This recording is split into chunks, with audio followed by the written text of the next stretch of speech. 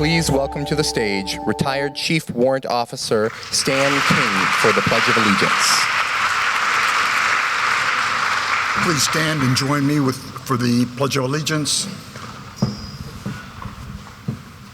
I pledge allegiance to the flag of the United States of America and to the republic for which it stands, one nation, under God, indivisible, with liberty and justice for all.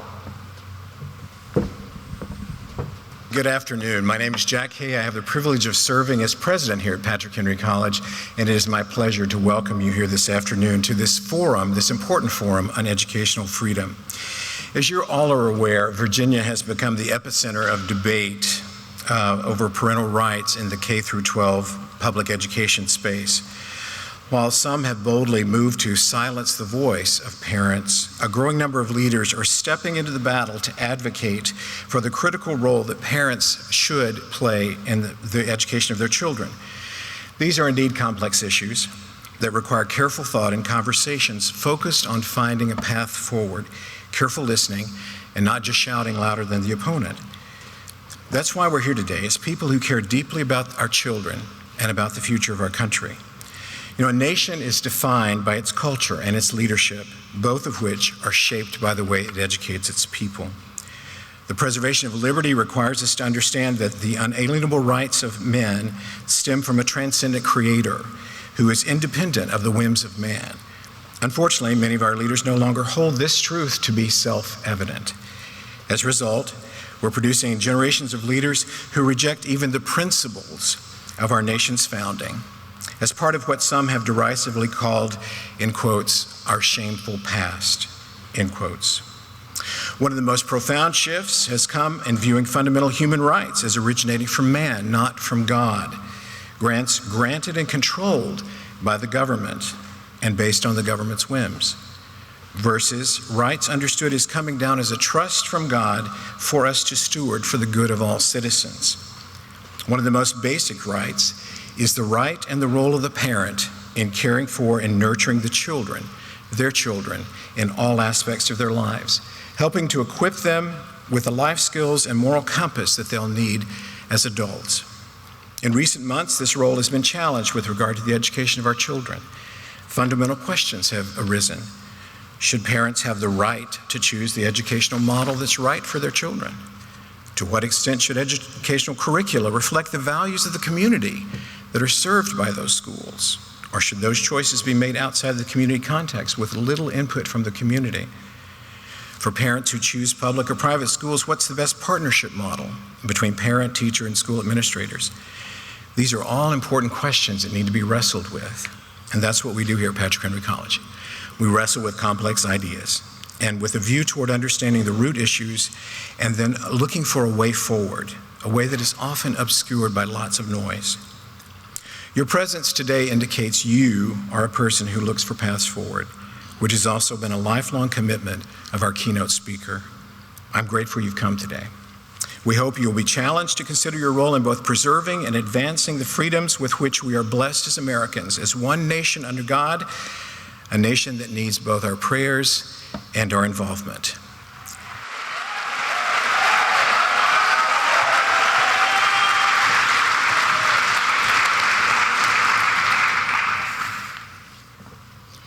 In 1910, G.K. Chesterton wrote a book that he titled, "What's Wrong with the World?"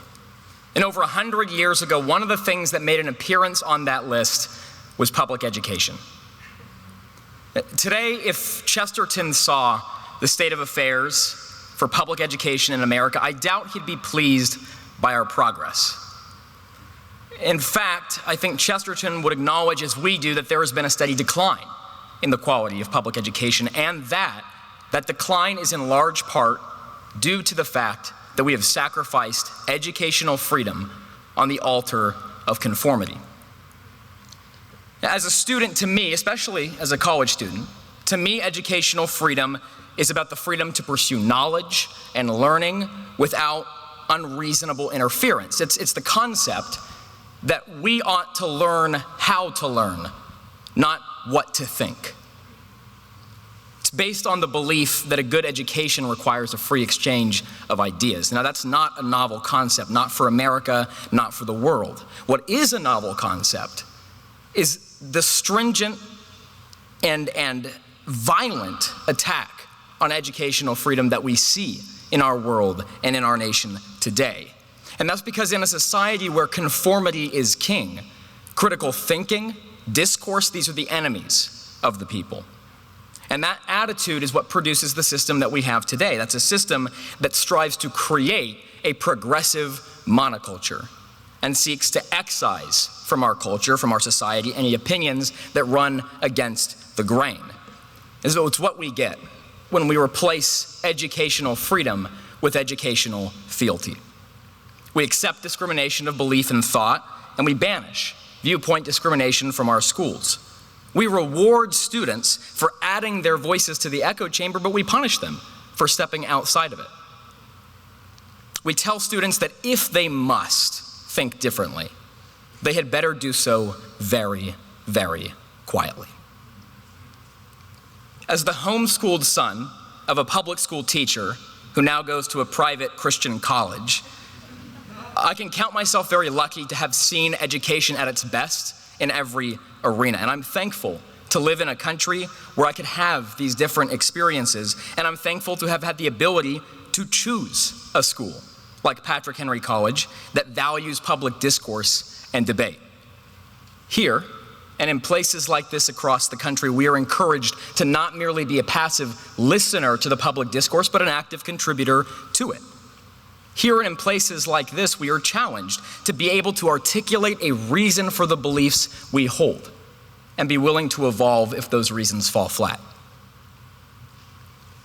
When Chesterton told us what was wrong with the world over 100 years ago, he explained that the problem is not that we as mankind have lost our way. We as mankind have always lost our way. It's that we have lost our address. We've lost our purpose. And in doing so, we've lost a sense of the purpose of things like education. Education is about creating citizens who think, who reason, who create. It's not about creating a progressive monoculture where we all think the same and sound the same. It's about celebrating diversity, diversity of thought, of background, of belief. After all, America has always found her strength in our diversity. There is great hope for our country today, because even as educational freedom is under attack, there will always be places like this, where educational freedom is protected. Places where young people are not given bunkers to hide in, but are put on the battlefields to strengthen their minds. Places where students are taught to question, to think, to create. And these are the places, I would submit to you, where educational freedom will survive, where we will produce the type of people who will fight for educational freedom for the next generation and for the next. After all, if educational freedom truly is worth crying out for, then it is certainly worth fighting for. Thank you.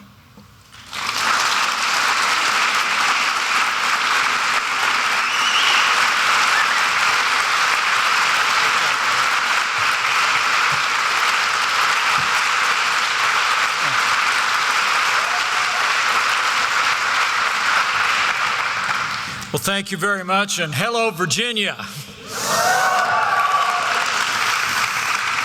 I want to thank Ellie and all of those who spoke before for their eloquent words. It's a privilege to be with each and every one of you. And I'm honored to be here at Patrick Henry College, one of the premier Christian colleges in the United States of America.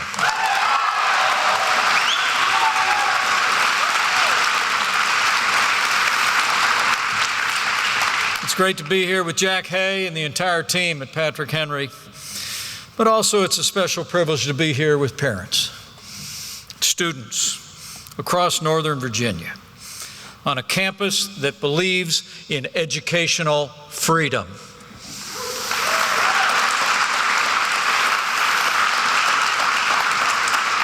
And it's good to be in Loudoun County.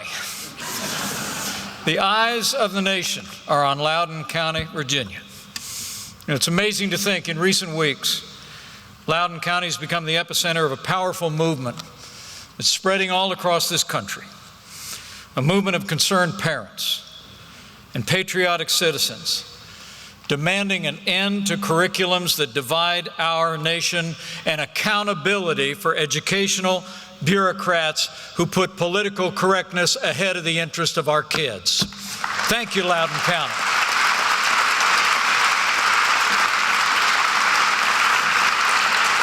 It's really why I came here today.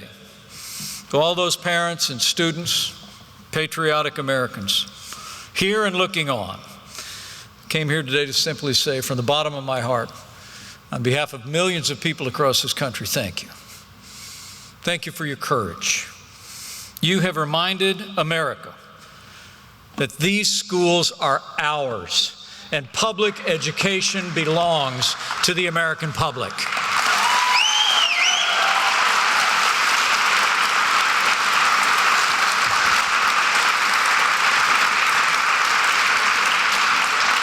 But I come before you today not so much as a former vice president or a former governor. I stand before you today as a parent, as a new grandparent.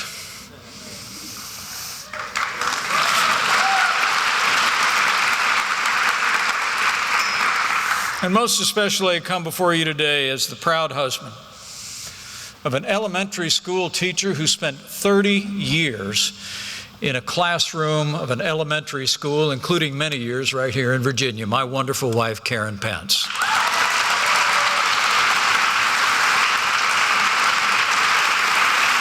And we wanted to be here today to join in the cause of taking back our classrooms with all of you here in Loudoun County and restoring education freedom to American families.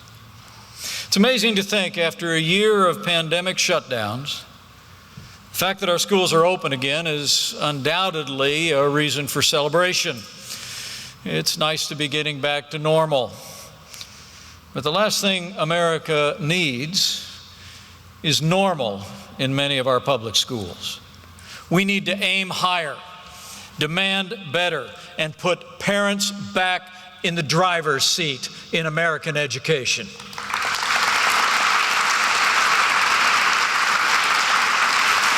Over the past year, Americans have seen politicians and bureaucrats and leaders of teachers' unions leverage the pandemic to secure more money from taxpayers, while lobbying to keep schools closed for many of those very same months. It's important to note that the Trump-Pence administration and our CDC never recommended that schools close. And the truth is, those efforts by governors and by education bureaucrats needlessly exacerbated and prolonged the hardship that students and families faced. But there was a silver lining. Online learning allowed parents, in many cases for the first time, to peek into their child's virtual classroom, where they saw and heard everything their children are being taught. As a result, millions of parents, just like you all here in Loudoun County, are rightly concerned that in many of our schools, the primary mission of public schools is no longer to educate America's youth, but in many cases to indoctrinate our youth into radical left-wing ideology. Well, I don't have to tell anyone here at Patrick Henry College. Patriotic education is essential to the survival of liberty, and we must demand that it's taught in the schools of our nation.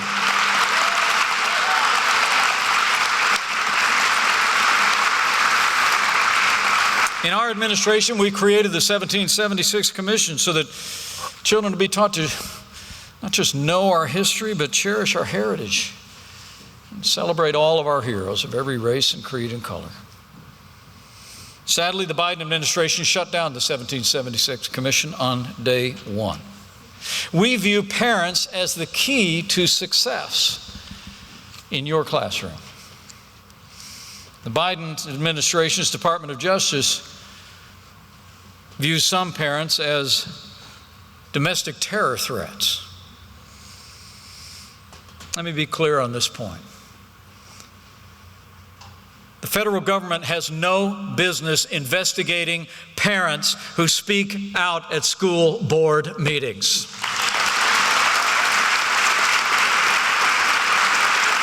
Attorney General Garland should tear up his memo and let parents and local communities debate education reform at the local level.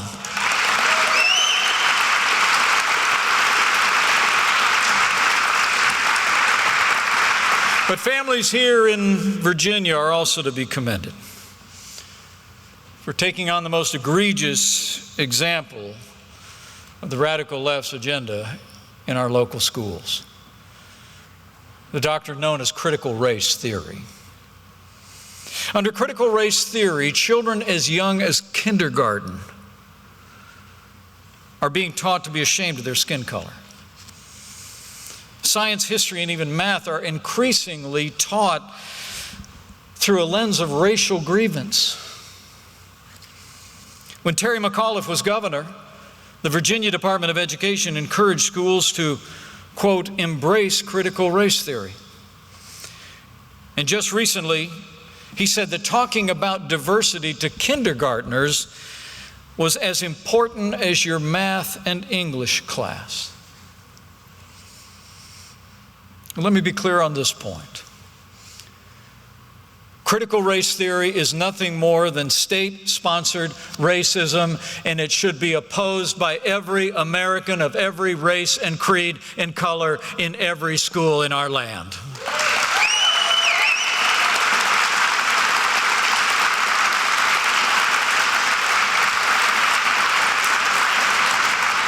As my friend Condoleezza Rice said in that important policy forum known as The View, just last week, she said she'd like black kids to be completely empowered, to know that they are beautiful in their blackness. And then she added, but in order to do that, we don't have to make white kids feel bad for being white.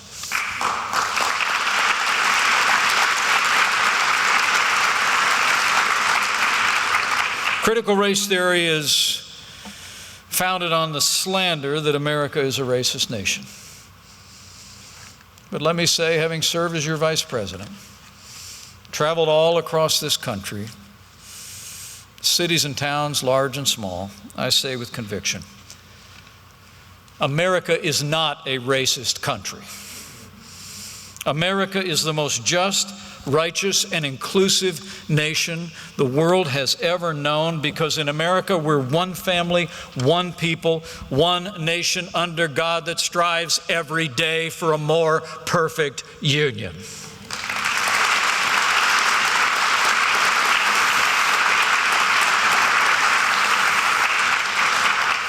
And finally, here in Loudoun County, you also experienced what Ellie just spoke of. The tragic consequences that happen when schools prioritize radical left ideology above all else, including the safety of our kids. It breaks my heart to hear what Ellie said. And it angers me to think that those crimes happened because some adults cared more about politics than the well-being of our kids. So let me commend the parents who spoke out at the school board meetings, including this week. Let me commend the students that walked out to protest a school board for their gross negligence and dereliction of duty. And let me say that school board members and anyone responsible for this tragedy and cover-up should resign immediately.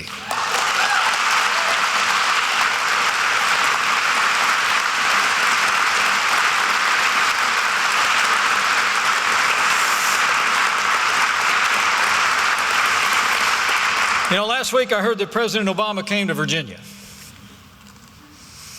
And he actually said the movement here in Loudoun County was nothing more than, I quote, phony, trumped-up culture war and fake outrage. Well, Mr. President, I can assure you there's nothing phony about parents' concerns about what our kids are learning about America in our schools. And the outrage isn't fake. It's real. And it's grounded in a love for this country and our kids. Now, Terry McAuliffe said famously, "I don't think parents should be telling schools what they should teach." We believe that parents should be the ultimate authority in education. Nobody cares more about my kids than me. Nobody. And frankly, any politician or bureaucrat who disagrees with that should be fired or never rehired again.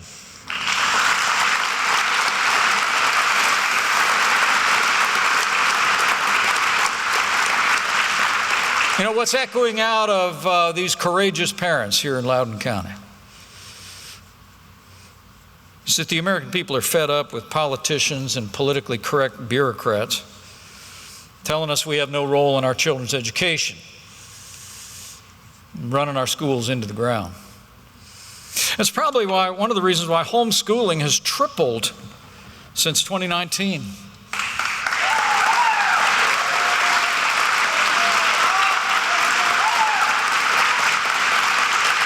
I mean, 21 states have passed laws expanding parental choice.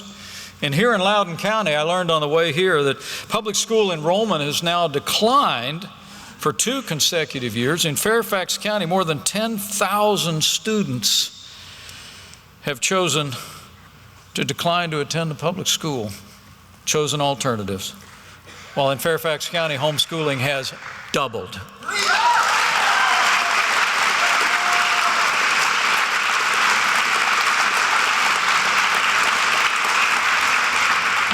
I mean, parents around these parts and around the country are figuring out that President Reagan had it pretty close to right when he said government is not the answer to our problems. Government is the problem. And it's time to end government monopoly of public education in America.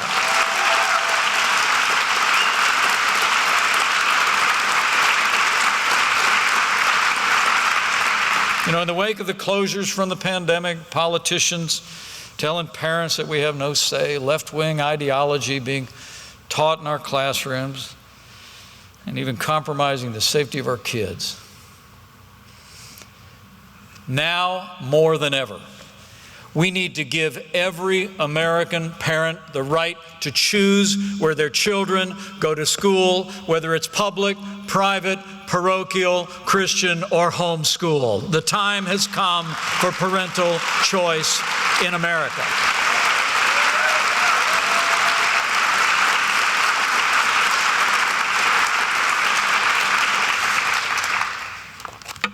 In the 1970s, nearly 2/3 of Americans had high confidence in our public school system. Now that number is reversed. 2/3 of our country have low confidence in public education. And so empowering parents to choose what's best for their children is an idea whose time has come. I mean, the truth is, when you look at test scores alone, over the past few decades, 12th grade test scores in reading, science, math, geography, and civics have either remained flat or gone down. This year, test scores in reading and math declined for 13-year-olds for the first time ever. And internationally, American students have dropped from 28th to 38th in math since the year 2000. It's incredible. Despite the fact that every education reform that's been passed in most states in the country and endorsed by education bureaucrats has a top-down, centralized, government-controlled approach, we know we need to do the opposite. We know we need to give parents a choice, because when parents have a choice, every child has a chance at success.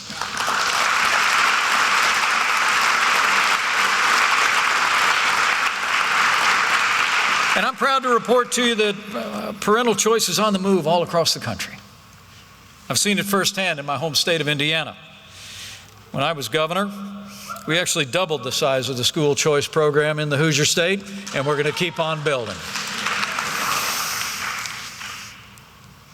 And after the Obama-Biden administration shut down the scholarship program for inner-city kids in our nation's capital, I'm proud to report the Trump-Pence administration expanded enrollment in the Washington, D.C. voucher program by as much as 50%, opening doors of opportunities for disadvantaged kids. And with our tax reform a few short years ago, I actually had the privilege of casting the tie-breaking vote in the United States Senate that allowed working families to use college saving funds to send their kids to K-12 public, private, parochial, or religious schools.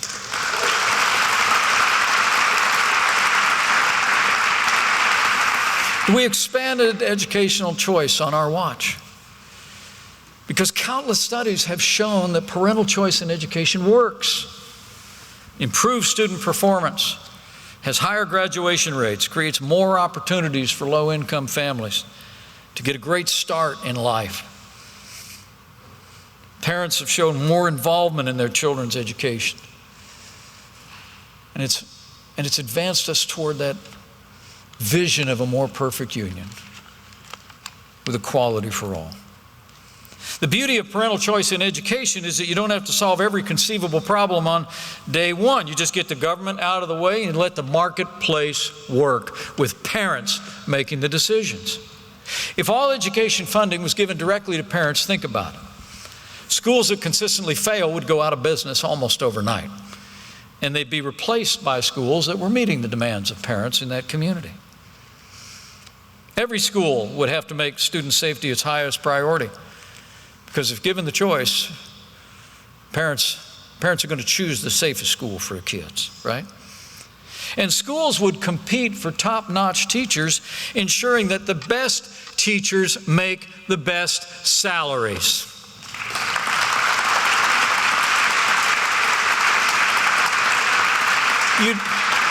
Like every other area of our economy, you'd see innovation, innumerable curriculums, teaching methods that would be devised to meet the diverse needs of various communities all across the country. We'd be focused on performance and achievement and results. Schools that wasted precious instruction time on political brainwashing would fall behind. Schools that taught the basics, science, math, literature, civics, would thrive.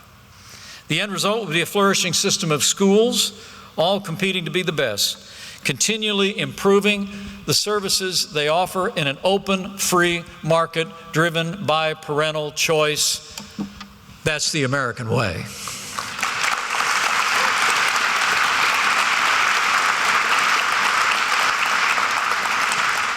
And it's also the best way to achieve our goal, to ensure that every child has access to the very best education possible, whether it's public, private, parochial, religious, charter, or homeschool. So to every Loudoun County parent here today and all of you that are looking on, thank you. Thank you for caring so much about your children's education, that you're willing to step forward and let your voice be heard. Make no mistake about it, you're making a difference for your kids. But the families here in Loudoun County, standing up for educational excellence and accountability, you are making a difference in the life of the nation. In the wake of this pandemic, shuttered schools, and all the hardship of the last year, a movement was minted across America, but it was given voice here in Loudoun County because of the courage of the families that put their kids first. And it is a movement. And this is a moment in the life of our nation when we can choose educational freedom. After a year and a half of hardship, we can seize this moment. The parents having a much greater understanding and appreciation for how important it is for them to be able to choose where their children go to school. I just want to urge you on. And I'm absolutely convinced that if we advance these reforms, grounded in educational freedom, we'll teach our children to love our country. They'll learn in schools that their parents know is best for them, for their moral, spiritual, and intellectual development. And that if we train up a child in the way he should go, they'll not depart from it when they're old. And our nation will be stronger for it. Our families, our communities will be strengthened, and our children's futures will be brighter than ever before. So thank you, Loudoun County. Thank you for your leadership, for your inspiring example and your passion. You've reminded America that we have a choice. We have a chance to choose education that puts parents and students first, that promotes excellence and love of country. And Virginians have a choice. So for our children, our communities, and our nation, make your choice, Virginia. Let's choose educational freedom for this generation and the next. Thank you. God bless you. And God bless America.